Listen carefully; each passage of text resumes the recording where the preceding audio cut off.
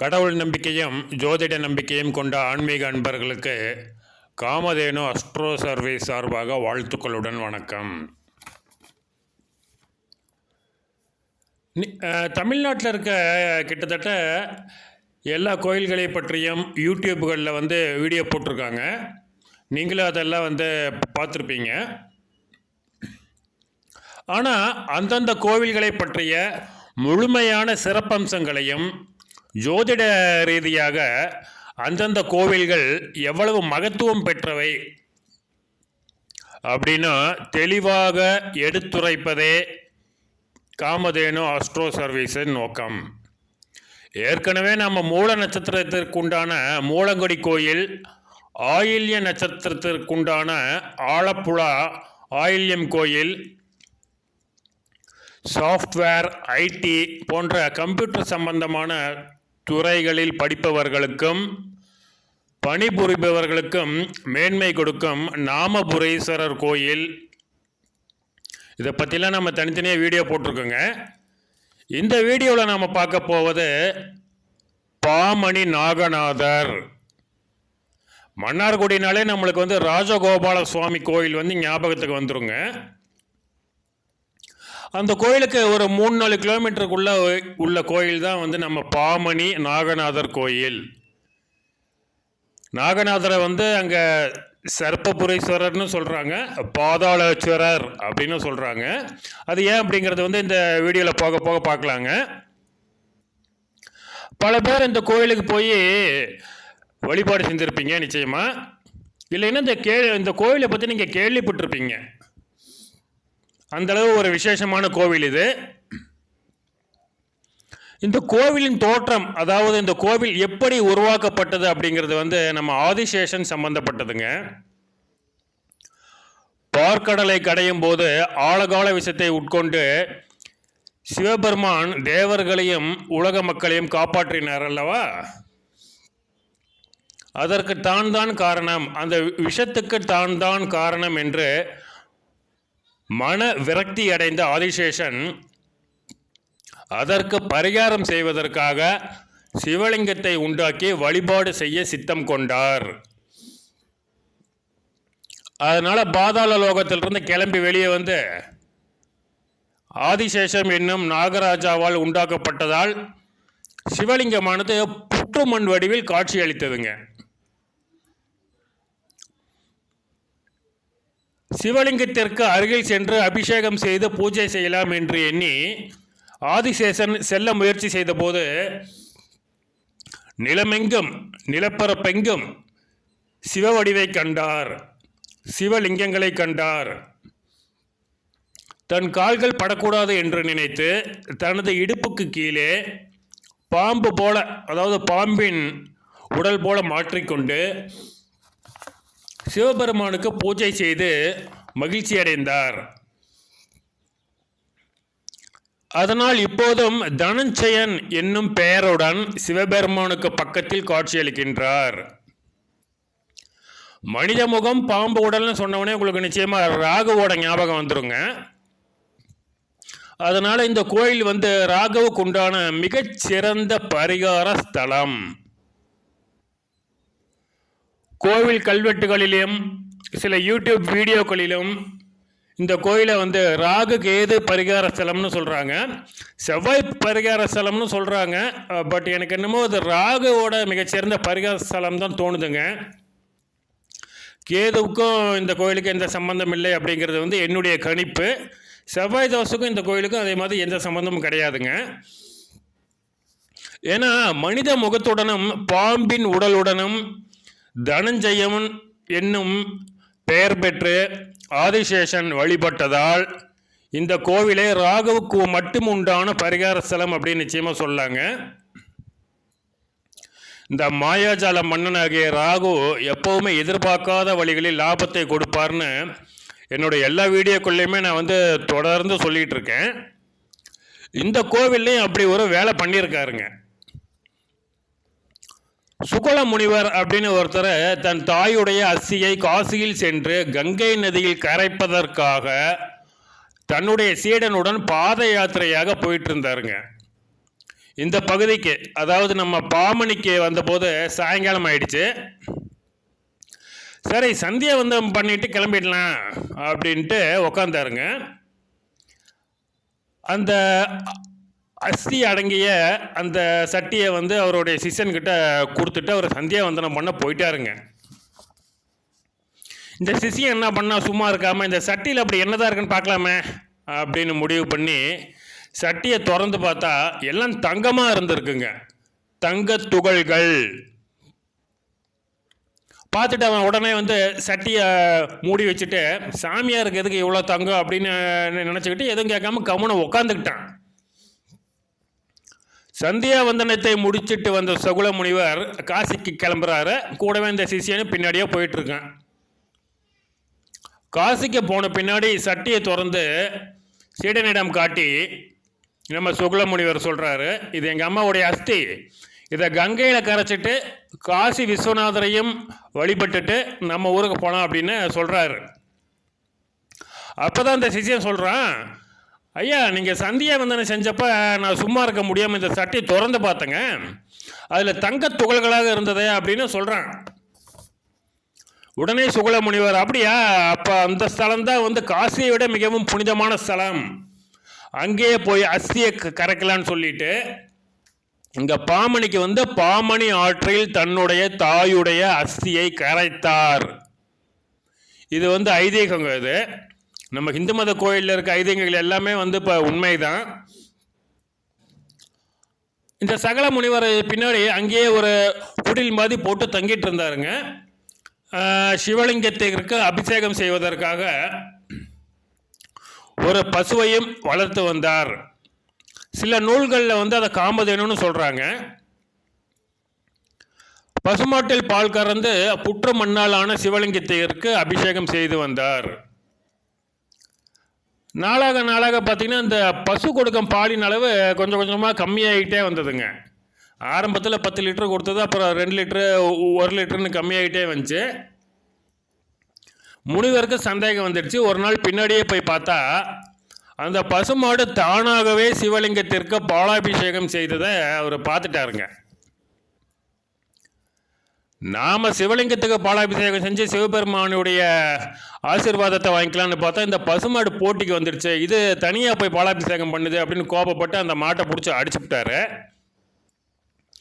வழி தாங்க முடியாத அந்த மாடு ஓன்னு கத்திக்கிட்டே ஓடி போய் பசுபதி தீர்த்தத்தில் விழுந்து செத்து போயிடுச்சுங்க. அதுக்கு பின்னாடி சிவபெருமான் பசுவுக்கு உயிர் கொடுத்து ரிஷப வாகனத்தில் காட்சியளித்தார்.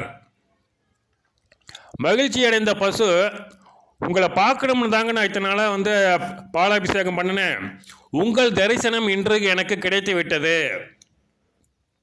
என் மூலம் கிடைக்கும் எல்லா பொருட்களாலும் பக்தர்கள் உங்களுக்கு பூஜை செய்வார்கள், அதை நீங்கள் மனம் வந்து ஏற்றுக்கொள்ள வேண்டும் அப்படின்னு ஒரு வேண்டுகோள் வச்சதுங்க. அதனால தான் பசு மூலம் கிடைக்கும் பால், தயிர், நெய் மற்றும் பஞ்சகவ்யம் போன்றவை சிவபூஜையின் முக்கியமாக அங்கமாக உள்ளன, சிவபூஜையில் முக்கியமாக பயன்படுத்தப்படுகின்றன என்பதும் ஐதீகம். சுகல முனிவர் பசுமாட்டை அடித்தப்ப வழி தாங்க முடியாமல் ஓன்னு கத்திக்கிட்டே ஓடிச்சு இல்லைங்களா? அப்போ போகும் வழியில் புற்று மண்ணாலான சிவலிங்கத்தை தெரியாமல் அது வந்து இடிச்சிட்டு போயிடுச்சுங்க. அதனால் உடைந்து போன அந்த சிவலிங்கத்தை ஒரு செப்பு தகடில் போட்டு மூடி வைத்துள்ளதாகவும் ஐதீகம். பொதுவாகவே மண்ணாலான சுயம்புலிங்கத்துக்கு அபிஷேகம் செய்ய மாட்டாங்க. ஆனால் பாமணி நாகநாதருக்கு அபிஷேகம் உண்டுங்க. அதுவும் ஒரு ஸ்பெஷலான அபிஷேகம். என்னன்னு பார்த்தீங்கன்னா மாங்கனி சாறு அபிஷேகம். ஏனென்றால் இந்த கோவிலின் தலவிருட்சமே மாமரமாகும். இது ஒரு முக்கியமான விஷயங்க. காஞ்சிபுரத்திற்கும் பாமணிக்கும் மட்டுமே மாமரம் தலவிருட்சமாக உள்ளது. அது எப்படின்னு பார்க்கலாங்க. பார்க்கடலை கடைந்த போது ஏகப்பட்ட விலை மதிக்க முடியாத பொருட்கள் தோன்றின. அதோட ஒரு 4 அதிசய மாங்கனிகளும் தோன்றின. ஆழகால விஷத்தை குடிச்சிட்டு நம்ம சிவபெருமான் வந்து கொஞ்சம் நீலகண்டனா மாதிரி கொஞ்சம் படுத்துக்கிட்டார் இல்லைங்களா? அப்போ சிவபெருமானை காண வந்த சிவபெருமானிடம் நலம் விசாரிக்க வந்த பிரம்மா அந்த மாம்பழத்தை எடுத்துகிட்டு வந்து விநாயகருக்கு ஒரு மாங்கனியையும் கார்த்திகேயனுக்கு ஒரு மாங்கனியையும் கொடுத்தார். திருவிளையாடலை இங்கே கம்பேர் பண்ணிக்காதீங்க. அது ஞானப்பழம், இது மாம்பழம். இந்த யார் வீட்டுக்காச்சும் போகும்போது இந்த குழந்தைகளுக்கு இந்த பிஸ்கட் சாக்லேட் வாங்கிட்டு போகிற மாதிரி அவர் பிரம்மா 2 மாம்பழத்தை கொண்டு வந்து ஒன்றை விநாயகருக்கும் ஒன்றை வந்து கார்த்திகேயனுக்கும் கொடுத்தார்.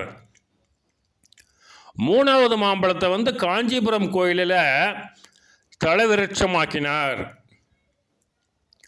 4வது மாம்பழத்தை வந்து பாமணிக்கு கொண்டு வந்த முனிவர் சரி வந்ததும் வந்துட்டான், நாகநாதருக்கு அபிஷேகம் பண்ணிடலாம் அப்படின்ட்டு கையில் இருந்த மாம்பழத்தை பிழிந்து சிவபெருமானுக்கு மாம்பழச்சாறு அபிஷேகம் பண்ணிட்டு மாங்கொட்டையை அங்கேயே புதைச்சி வச்சுட்டாருங்க.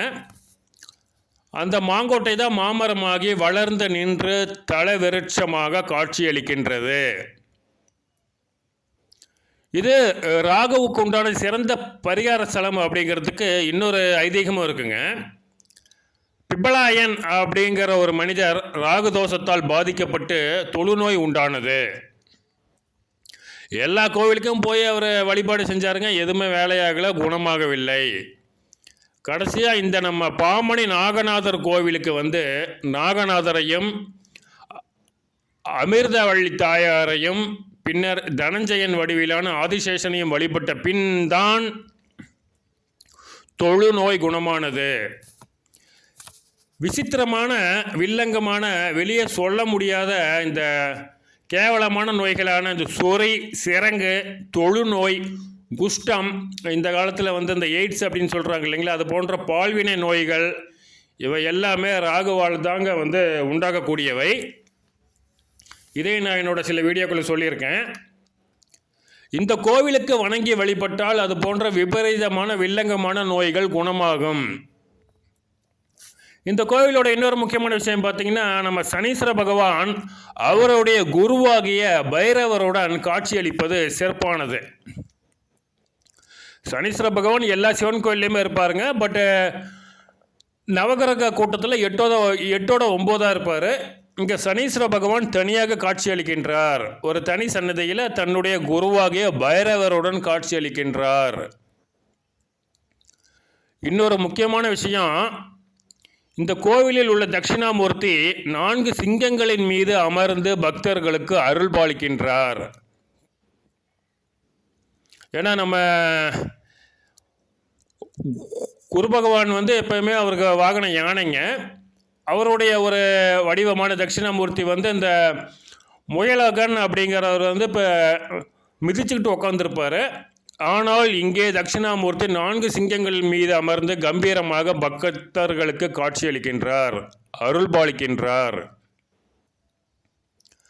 ராகுவின் வாகனமான சிங்கத்தின் மீது அமர்ந்தபடி தட்சிணாமூர்த்தி காட்சியளிப்பதால் ராகு திசை குரு புத்தி, குரு திசை ராகு புத்தி, ஜாதகத்தில் ராகு குரு இணைவு, அது ராகு குரு வந்து ஜாதகத்தில் இணைந்திருந்தால் குழந்தைகள் இருக்காது. குழந்தைகள் இருந்தாலும் குழந்தைகளுக்கு ஏதாவது பாதிப்பு இருக்கும். சில குழந்தைகளுக்கு வந்து ஆட்டிசம் இந்த போன்ற சில வித்தியாசமான நோய்கள் இருக்குங்க.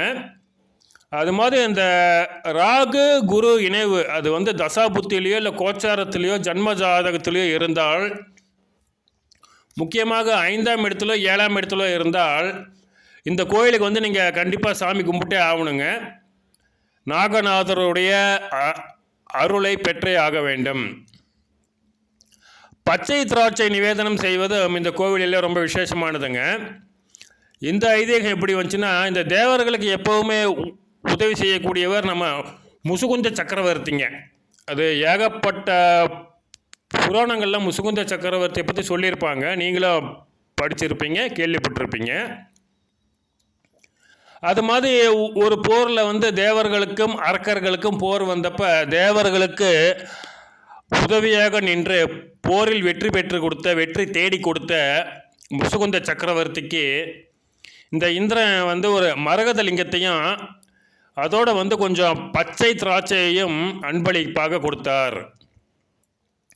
முசுகுந்தர் அதை தூக்கிட்டு உடனே திருவாரூர் தியாகராஜர் கோயிலுக்கு வந்தார். அந்த சந்நிதியில் மரகத லிங்கத்தையும் பச்சை திராட்சையையும் வச்சு வழிபட நினைத்த போது அசரேரி என்ன சொன்னுச்சுன்னா, நீ பாமணியில் போய் வந்து இந்த பச்சை திராட்சை நிவேதனம் செய், அது மிகவும் நன்மை அளிக்கும் அப்படின்னு அசரேரி சொன்னதால் அவர் இங்கே நம்ம பாமணி நாகநாதர் கோயிலில் வந்து அந்த மரகத லிங்கத்தை வச்சு அதுக்கு வந்து பச்சை திராட்சையால் நிவேதனம் செய்து வழிபாடு செய்தார். இது ஒரு ஐதீகங்க. இது தைப்பூசமும் இங்கே வந்து மிகவும் விசேஷமாக கொண்டாடப்படுகின்றதுங்க. ஏன்னா அதுக்கு வந்து ஒரு புராண கதை சொல்கிறாங்க. பட் அது அந்தளவு வந்து ஒரு வித்தியாசமான ஒரு நல்ல ஒரு புனிதமான கதையாக இல்லை. பட் இருந்தாலும் சொல்லிடுறாங்க. ஒரு கணவன் மனைவி வந்து ஒரு சந்தோஷமாக வாழ்ந்து வந்துட்டுருக்காங்க. அவங்களுக்கு வந்து குழந்தைகள் எதுவும் இல்லை. ஏதோ ஒரு காலகட்டத்தில் அந்த பெண் வந்து ஒரு முனிவர்கிட்ட சாபம் வாங்கிடுறாங்க. அதனால் அந்த பெண் வந்து நீ பிசாசாக அலைவாயாக அப்படின்னு வந்து சாபம் விட்டுறாரு. அந்த பெண்மணியை வந்து பிசாசாக வந்து காடாக அலைஞ்சிட்ருக்காங்க. கடைசியில் இங்கே வந்துட்டாங்க. கணவர் வந்து அந்த பெண்ணை தேடி பல இடங்களில் தேடி அலைந்து விட்டு இந்த கோவிலில் அந்த பெண்ணை கண்டுபிடித்தார். பட் அந்த பேய் மாதிரி இருந்த அந்த பெண்மணிக்கு வந்து கணவரை அடையாளம் தெரியல. அவரை அடித்து துரத்தி விட்டாங்க.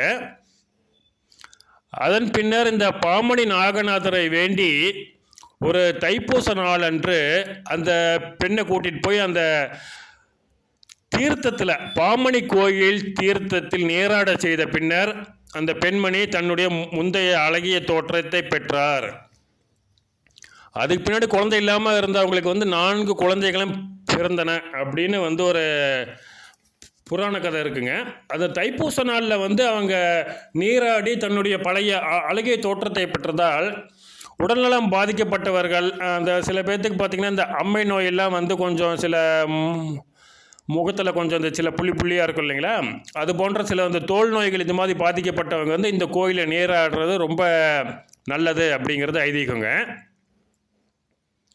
இந்த கோயிலில் வந்து பிரம்ம தீர்த்தம், காமதேனு தீர்த்தம், பசுபதி தீர்த்தம், ருத்ர தீர்த்தம், நாக தீர்த்தம் அப்படின்னு இருக்குங்க. நாகர் தீர்த்தம் வந்து அரூபமாக இருக்குது அப்படின்னு வந்து சொல்லப்படுதுங்க. கோவிலின் மூலவர் வந்து நாகநாதர்னு சொல்கிறாங்க. பாமணிநாதர் அப்படின்னு அழைக்கப்படுகின்றார். சர்ப்பபுரீஸ்வரர், திருப்பாதாளேஸ்வரர் அப்படின்னு இந்த கோவில்களில் வந்து வணங்கப்படுகின்றாருங்க. அமிர்தம் குடித்த மனித தலையுடன் காட்சியளிப்பவர் ராகு என்பதாலும், இந்த ராகுவை போலவே ஆதிசேஷன் மனித முகத்துடனும் நாக உடலுடனும் இந்த கோவிலில் வந்து வழிபட்டதாலும், தாயார் திருநாமம் அமிர்தநாயகி என்பதாக உள்ளதாலும், இந்த கோயிலில் வந்து நீங்கள் ராகு சம்பந்தமான எந்த பிரச்சனையாக இருந்தாலும் நீங்கள் இந்த கோயிலில் வந்து கண்டிப்பாக கும்பிடலாங்க. முக்கியமாக வந்து ரிஷபராசி பெண்கள் வந்து கும்பிடணும். ஏன்னா ரிஷபராசிக்கு உதவி செய்வதற்காக காத்து கொண்டு உள்ளவர் வந்து அவர் ராகு பகவான். சனீஸ்வர பகவானும் ராகு பகவானும் பார்த்திங்கன்னா முதல்ல வந்து ரிஷபராசியினருக்கு வந்து எல்லா விதமான உதவிகளையும் செஞ்சுட்டு தான் மற்ற 11 ராசிக்கும் உதவி செய்வாங்க. அதனால் வந்து ரிஷபராசினர், முக்கியமாக ரிஷபராசி பெண்கள் இங்கே வந்து வழிபடுவது மிகவும் முக்கியமானது. அதே மாதிரி வந்து சிம்ம ராசிக்கு வந்து நான் எப்போவுமே சொல்கிறது பார்த்திங்கன்னா, திருநாகேஸ்வரத்து கோயிலில் வந்து சில முக்கியமான நாகர் கோவில்களுக்கு சிம்மராசினர் வந்து நேரடியாக போகக்கூடாதுன்னு எப்போவே சொல்லுவாங்க. பட் அதே சமயத்தில் வந்து இங்கே சிம்ம வாகனத்தில் தட்சிணாமூர்த்தி அருள் பாலிப்பதால் சிம்மராசினர் வந்து இங்கே வந்து சாமி கும்பிட்றது ரொம்ப நல்லதுங்க. அது மட்டும் இல்லாமல் பைரவருடன் இணைந்த காட்சியளிக்கும் சனீஸ்வர பகவானும் தான் கொடுக்கும் சிக்கல்களை குறைத்து கொள்வார். இந்த கோவில் எல்லா சிவன் கோயில்களுமே நிச்சயமாக விநாயகர் இருப்பார் இல்லைங்களா, இந்த கோயிலே இருக்காருங்க.